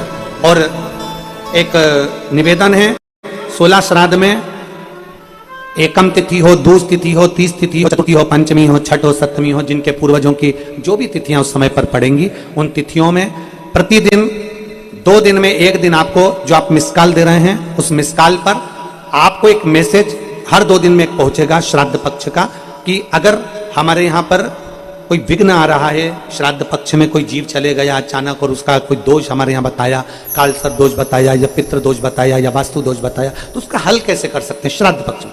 हर 2 दिन में एक मैसेज आपके पास पहुंचेगा, जो आप मिस कॉल दे रहे हैं उस मिस कॉल पर आपको, केवल आप मिस कॉल देंगे मतलब मोबाइल से आपने फोन लगाया, एक बार टू बजेगा और वो बंद हो जाता है, मिस कॉल हो जाता है आपका, आपको उसमें एक मैसेज आएगा व्हाट्सएप पर, फिर आपको सूचना आना हर 2 दिन में प्रारंभ हो जाएगी। मिस कॉल नंबर जितने लोग टीवी पर देख रहे हैं वो मिस कॉल कर सकते हैं, 74338। फिर वापिस 74338, ये मिस कॉल नंबर है जिस पर आप मिस कॉल देंगे तो आप समिति से जुड़ जाएंगे और आपको सूचनाएं आना प्रारंभ हो जाएगी। तो शिव महापुराण की कथा कर रही, भगवान शंकर का चरित्र कर रहा, एक विश्वास के साथ शिव से जुड़ा। हम जब मिट्टी के ढेर में शक्कर पड़ी होती है और चींटी केवल मिठाई को ही चुनती है, शक्कर के कण को ही चुनती है, आप जब भगवान की भक्ति में जाएं तब भगवान की केवल चरणार बिंद को ही चुने, भगवान की पवित्र कथा को ही चुने, भगवान की भक्ति को ही चुने, भजन को। और खाली ना जाता कोई दर से तुम्हारे, खाली न जाता कोई दर से तुम्हारे, मैं भी खड़ी हूँ नंदी बाहे पसारे, अपने हृदय से लगा लो गिरा जा रहा हूँ, उठा लो भोले अपने दर से, अब तो न डालो गिरा जा रहा हूँ, उठा लो। भगवान से दिल से प्रार्थना करोगे, निवेदन करोगे, विनती करोगे तो शिव स्वीकार करेगा। अच्छा देखो, अच्छा देखिए, जितना अच्छा देख सकते हो उतना अच्छा देखने का प्रयास करिए, जितना अच्छा देख सकते हो उतना अच्छा देखने का प्रयास करिए, जितना अच्छा देख सकते हो। मां कपिल देव महाराज ने अपनी माता से कहा, मां पुरुष स्त्री का भेद शिव में नहीं है, भगवान में नहीं है। पुरुष अगर वन में जाकर संत बनकर, साधु बनकर, सन्यासी बनकर भगवान को वन में जाकर ला सकता है, स्त्री वन में जाकर पा सकता है, तो स्त्री अपने घर में रहकर बुजुर्गों की सेवा कर कर, बच्चों का भरण पोषण कर कर प्राप्त कर सकती है।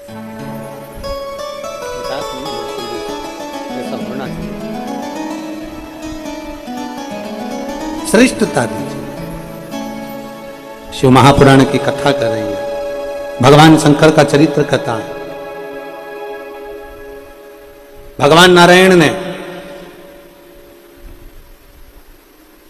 मां पार्वती जी को पार्थिव शिवलिंग का निर्माण करवाना सिखा दिया। पार्थिव शिवलिंग, और पार्थिव शिवलिंग का निर्माण करना, माता पार्वती जी पार्थिव शिवलिंग का निर्माण करना जब सिखाया, और पार्थिव शिवलिंग का निर्माण जब भगवान शंकर के शिवलिंग का एक प्रतिबिंब का निर्माण जब माता पार्वती जी ने किया, मां जगत जननी ने किया, पहला पार्थिव शिवलिंग का निर्माण जैसे ही मां जगत जननी ने करा, 33 कोटि देवताओं ने फूलों की वृष्टि करना प्रारंभ कर दी। चारों तरफ आनंद ही आनंद समाहित हो गया। कहते हैं कि ये फुलेरा जो है, ये 33 कोटि देवता जो फूल की वृष्टि कर रहे हैं, ये फुलेरा 33 कोटि देवता जो पुष्प बरसा रहे हैं, 33 कोटि देवता जो पुष्प दे रहे हैं, ये फुलेरे का दर्शन वो 33 कोटि देवताओं के पुष्प के भाव से प्रकट हो जाता है। पुष्प के भाव से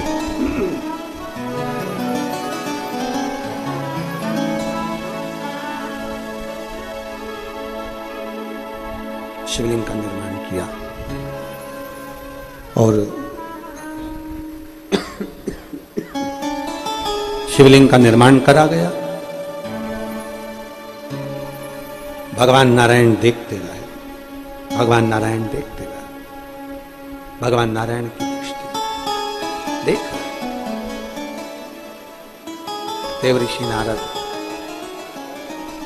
देवऋषि नारद की जैसे ही माता पार्वती जी ने भगवान शंकर के पार्थिव लिंग का निर्माण किया, और देवऋषि नारद ने कीर्तन करना प्रारंभ किया। कीर्तन,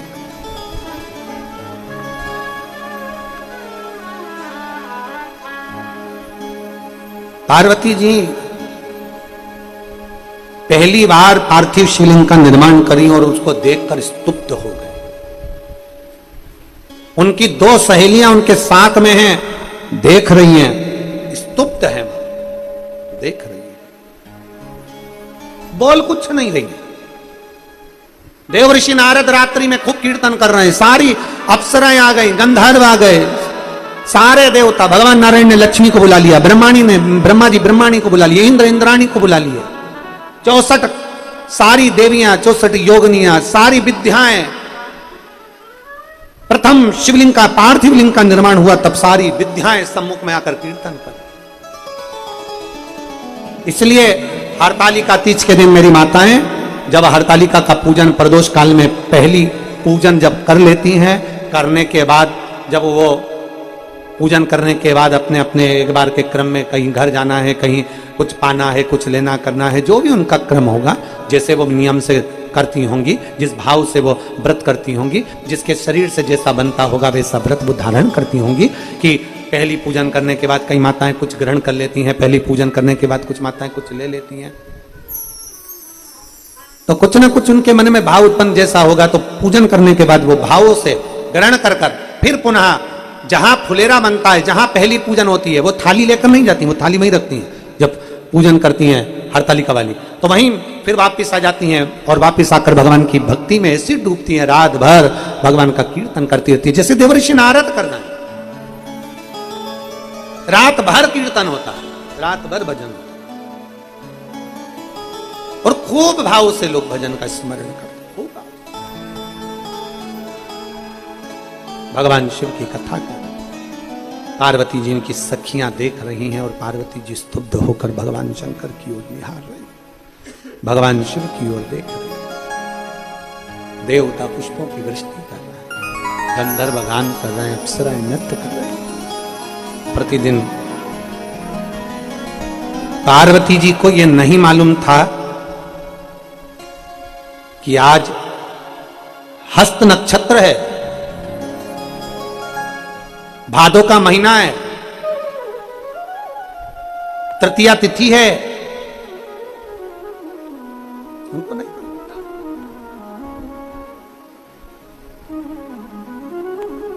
सुंदर शुक्ल पक्ष है, उनको नहीं मालूम था। वो तो भगवान की सेवा में, तप साधना में इतनी डूबी थी कि उनको कुछ ज्ञात ही नहीं था। पर देवताओं ने सहयोग प्रदान करा।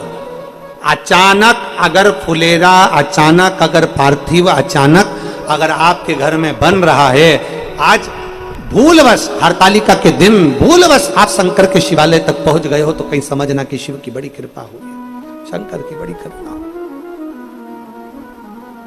मेरे भोलेनाथ ने बड़ी दया कर दी, मेरे शंकर भगवान ने बड़ी करुणा कर दी, मेरे शंकर ने बड़ी कृपा करी है, बड़ी दया करी, मेरे शिव ने बड़ी कृपा करी। और पूजन हुई। क्या चढ़ाए मां पार्वती? सखियां गई, बेलपत्र नहीं, पत्तियां तोड़ कर लिया, पार्वती जी के हाथ में दे दिया, समर्पित कर दिया। 7 वृक्ष की पत्तियां माता पार्वती की सखियां लेकर आई, माता पार्वती जी को दिया, समर्पित कर दिया। दौड़कर जल लाई, पार्वती जी को दिया, जल समर्पित कर दिया। और बड़े भाव से श्रवण कर रही हैं, आनंद के साथ भगवान नारायण, भगवान विष्णु, भगवान नारायण बड़े भाव के साथ में पार्वती जी को भगवान शंकर के पार्थिव लिंग पूजन का महत्व समझा रहे हैं। पार्थिव लिंग पूजन का महत्व समझा रहे हैं भगवान शिव। देखिए, हरतालिका तीज की कथा कहती है कि शंकर पार्वती को यह कथा सुनाते हैं, और शिव महापुराण की कथा कर रही है भगवान नारायण माता पार्वती को यह वर्णन कर रहे हैं कि पार्थिव लिंग का महत्व क्या है।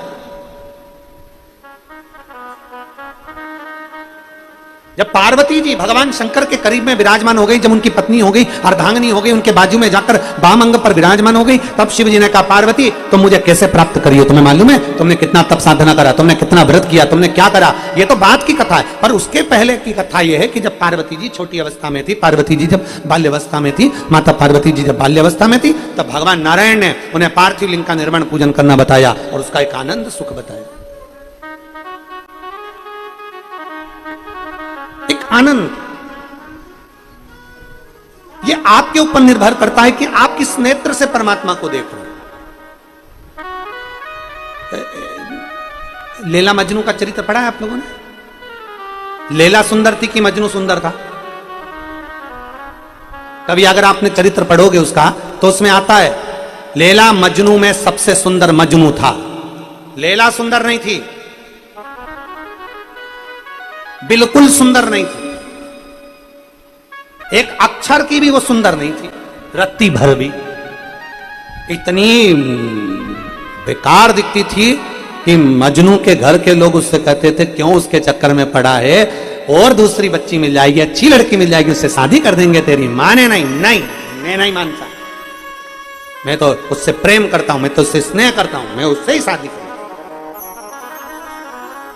पूरे नगर के लोगों ने कहा, पूरे गांव के लोगों ने, पूरे नगर के लोगों ने कहा कि लैला सुंदर नहीं है, मजनू छोड़ दे उसको। पर नहीं, मैं तो इतने में एक व्यक्ति ने आकर पूछा, तूने क्या लैला में देख लिया जो इतनी बदसूरत भी तेरे को सुंदर दिख रही है? तो मजनू कहता है कि मैं नहीं बता सकता, मेरी निगाह से कोई लैला को देखे कि लैला कितनी सुंदर है। उसी तरह शिव पुराण कहती है कि आपकी निगाह शंकर जी के प्रति कैसी है, आपका दिल कैसा है। आप शंकर को अपना पिता मानती हो, आप शंकर को अपना बाबा मानती हो, आप शिव को अपना पिता मानती हो, बाबुल मानती हो, और आप दिल से शंकर को रिझाती हो। आपके अंदर शंकर के प्रति कितना भाव है। और घर के और भी लोग होंगे जिनका शंकर के प्रति भाव नहीं होगा, वो कहेंगे तुम क्या जानती हो, तुम क्या कर रही हो, क्यों जल चढ़ा रही हो, क्यों बेलपत्र चढ़ा रही हो? तो उनसे कहना, तू एक बार मेरी निगाह से शंकर को देख कर देख कि शंकर मेरा है क्या। अपनी निगाह से देख,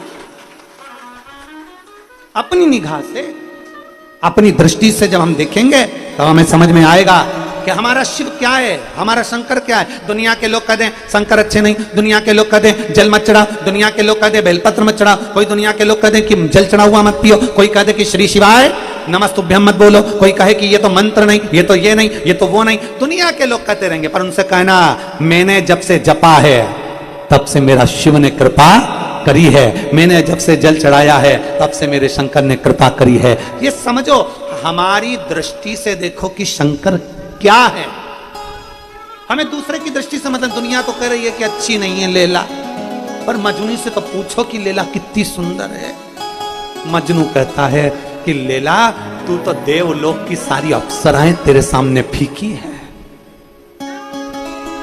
देवलोक की सारी अप्सराएं फीकी हैं। मजनू कह रहा है लैला से, और लैला अफ्रीका की दिखती थी।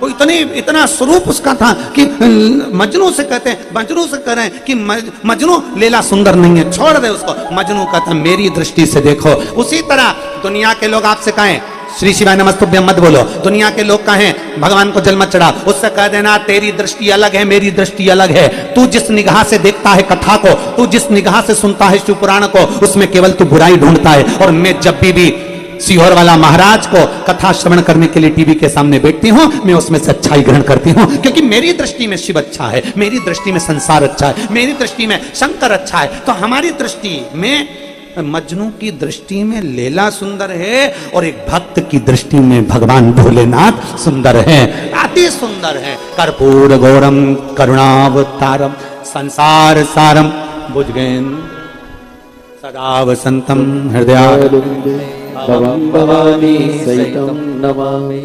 शिव सुंदर हैं, अति सुंदर हैं, उनके बराबर कोई नहीं। अपने स्थान पर बैठकर भगवान शिव से भाव से हरतालिका तीज का दिवस फुलेरा का सुंदर आनंद के साथ बाबा से प्रार्थना करिए। श्री शिवाय नमस्तुभ्यं, श्री शिवाय नमस्तुभ्यं, श्री शिवाय नमस्तुभ्यं, श्री शिवाय नमस्तुभ्यं, श्री शिवाय नमस्तुभ्यं। भोला सब दुख काटो मार, ओ भोला सब दुख काटो मार। शिव शंकर जपो तेरी माला, बाबा जपो तेरी माला।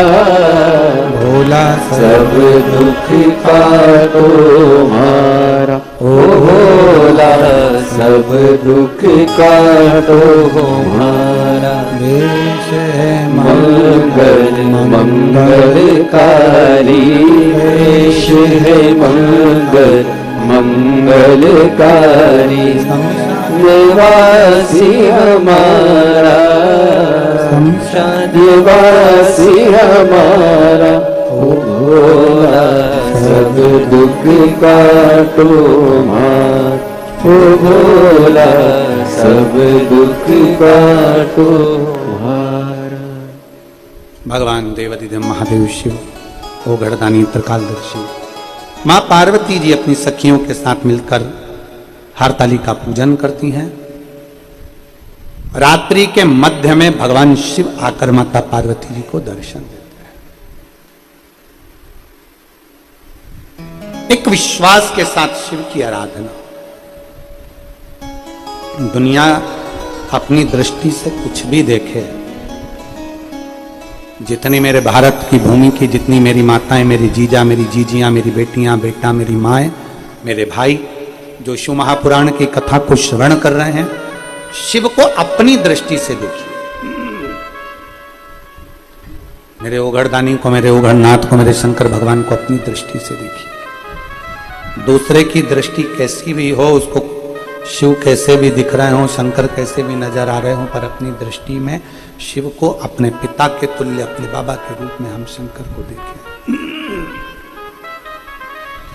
भगवान शंकर को अपना बनाकर देखें, अपना बना। एक भक्ति के साथ, एक विश्वास के साथ। जब माता पार्वती जी को शिव मिल गए, हरताली का व्रत करने के बाद में जब भगवान शंकर प्राप्त हो जाते हैं, तो गणेश जी, रिद्धि सिद्धि सब आ जाते। आज हरताली का हो जाएगी, कल गणेश जी बैठ जाएंगे। मतलब हरतालिका का फुलेरे का वो वर्णन है कि रिद्धि सिद्धि और गणेश आते ही हैं, अगर दिल से आपने दर्शन किया, दिल से पूजन करी। दिल से अगर पूजन करिए और दिल से आपने दर्शन किया, खूब प्रेम से खुश होकर, मेरी भारत की, मेरे देश विदेश में बैठी हुई माताएं आज हरतालिका बड़े प्रसन्न होकर, बड़े खुश होकर पूजन करिए, बड़े प्रसन्न, मुख उतार कर नहीं। हमने सुबह से कुछ नहीं खाया, पानी भी नहीं पिया, मुंह उतर रहा है, ना ना ना, प्रसन्नता, बहुत प्रसन्नता में शिव की आराधना। और जब मेरे भोलेनाथ की आराधना पूर्ण होगी तो भगवान शंकर गणेश जी को लेकर रिद्धि सिद्धि के साथ जरूर आएंगे। कल पूरा देश, पूरा विश्व भगवान गणेश जी की मट्टी की सुंदर स्वरूप अपने अपने घरों में विराजमान करते हैं। हमने पहले भी गणेश जी के लिए आपको वर्णन किया है कि गणेश जी जब बैठते हैं 10 दिन उसके बाद विदा होते हैं, विसर्जन होते हैं। हम गणेश जी को बुलाते हैं रिद्धि सिद्धि के साथ। गणेश जी का जब विसर्जन हो, रिद्धि सिद्धि हमारे घर से नहीं जाना चाहिए। बेटा जाए कमाने पर बहू हमारे घर में रहे, बेटा जाए कहीं पर काम से पर बहुएं घर में रहे, क्योंकि इन बहुओं से तो रौनक है घर की। इसलिए गणेश जी को बिठाते समय जहां गणेश जी बैठे अपने घर में जहां विराजमान करो, 2 बिंदी, एक कंकु की एक हल्दी की, 2 बिंदी दीवाल पर, जहां गणेश जी बैठते हैं जहां विराजमान करते हैं वहां दीवाल पर 2 बिंदी या 2 स्वस्तिक अवश्य बना देना चाहिए। क्यों? क्योंकि अगर गणेश जी विसर्जन भी हो जाएंगे तो वो 2 बिंदी रिद्धि सिद्धि के भाव से हमारे घर में साल भर हमारे यहां विराजमान रहे, हमारे यहां पर रिद्धि सिद्धि भरी रहे, विराजमान रहे। या तो 2 स्वस्तिक बना दो या 2 बिंदी रख दो हल्दी कुंकू, पर वो होना चाहिए। क्योंकि विसर्जन के समय पर गणेश जी जाएं तो जाएं पर रिद्धि सिद्धि हमारे घर में रहे। गणेश जी तो पुत्र के भाव में घूमने गए, काम से गए, कार्य के लिए गए, पर रिद्धि सिद्धि हमारे घर में सदा विराजमान रहे, हमारी बहुएं हमारे घर में सदा विराजमान। ये भाव रखते हुए वहां रिद्धि सिद्धि को विराजमान करो। शिव तत्व कह रहा है, भगवान शंकर का चरित्र कथा है। बड़े आनंद के साथ मां अपने उत्तन से श्री गणेश जी महाराज को विराजमान करती हैं। फिर रिद्धि सिद्धि के मंगल विवाहों का प्रसंग जैसा अपन श्रवण करते आए वैसा प्रसंग होता है। प्राप्ति शिव की, प्राप्ति शिव, भगवान अपने नयन को हरतालिका तीज के दिन ऐसे नयन को बना लो कि मैं सब में अच्छा ही देखूं, मैं शंकर की बुराई ना सुनूं, मैं शिव की निंदा ना सुनूं, मैं शंकर का गुणगान करूं पर शंकर के लिए अपशब्द ना कहूं, मैं मंदिर जाऊं लोटा भर के जल चढ़ाने के लिए पर शंकर के मंदिर में मैं कुछ गलत ना देखूं, केवल शिव को देखूं, केवल शिव। अर्जुन को जैसे केवल पक्षी की आंख नजर आती है वैसे मेरा लक्ष्य मेरा शिव होना चाहिए, मेरा बाबा होना चाहिए, मेरा शंकर। और सारी समस्या का हल एक लोटा जल, बोल बम का नारा है, बाबा एक सहारा है। भगवान शिव को अपना बनाइए, भगवान शंकर को अपना बनाने का प्रयास करिए। मैं संपूर्ण विश्व की माताओं को हरतालिका तीज की बहुत बहुत बधाई देता हूं। आपके जीवन में सुख समृद्धि रहे, अपने जीवन में शिव तत्व प्राप्त हो, अखंड सौभाग्यता रहे। भगवान खूब खूब प्रसन्नता भाव में आपको हमेशा रखे, आपकी झोलियां, आपकी गोदियां भगवान खूब खुशियों से भरकर रखे। जो दिल में कामना है आपकी वो पूर्ण हो। फुलेरे का दर्शन करने जाना, जब आवाज लगाकर कहना श्री शिवाय नमस्तुभ्यम।